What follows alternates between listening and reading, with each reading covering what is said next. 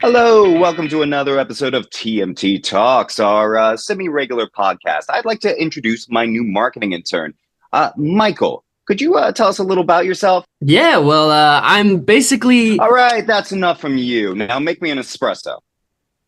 but I live in DC and you live in New York, so that's not If gonna that work. espresso is cold when you get here, you're fired. You're gonna have to go intern with a clean room or an identity resolution service. Anyway, let's talk to someone who actually matters.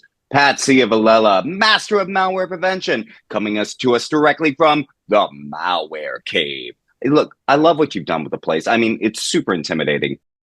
I'm going to let Michael take over because he's in the midst of a trial by fire here, learning everything about ad quality and security.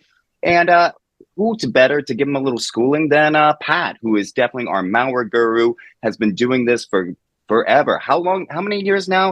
13 plus. 13 plus years. Incredible. And the stuff he has seen, it's shocking. Michael, I think you have some great questions for the best malware warrior out there. I'm going to hand it off to you. Okay, yeah, sure. When people hear malware, I feel like a lot of the time they think it's like ransomware. That's what comes to their head. It's all in the news, and that's just, I feel like, what's in the mainstream. Are bad ads delivering ransomware? Is that really like the main thing going on? No, not directly. That's usually not going to take place from the onset. Most of the time, it's going to be a forced redirect, some sort of phishing or scareware attack to basically gather more information on the potential victims. And then once they have enough profiling done, that's when they launch their bigger attacks to actually initiate the large scale compromises and ransomware attacks that you'll hear about. So you would say it's probably through a lot of like small attacks that set up a big attack, basically. That's almost always what takes place. The little ones just fuel the big ones. Okay.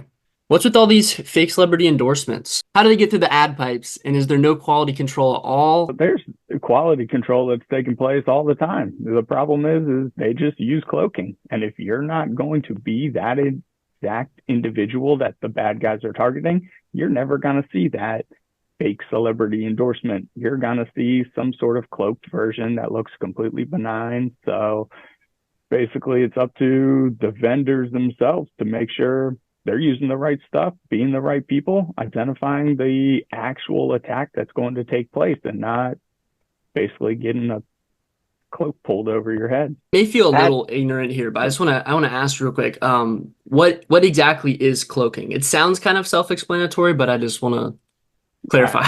Cloaking is basically when we use different coding tactics that are going to say, if you are not who I want you to be, I'm going to give you this pretty clean, awesome image over here. But if you're who I want, I'm going to give you the malware.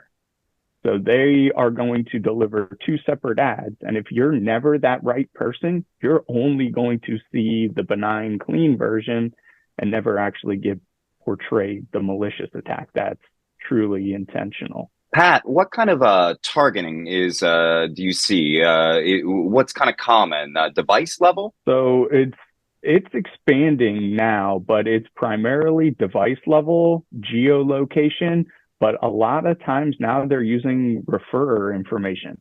So how you actually navigated to the website and the advertisements that are being displayed, that's one of the key things that they're starting to look at as well. That's crazy. It's almost like a level of audience targeting going on.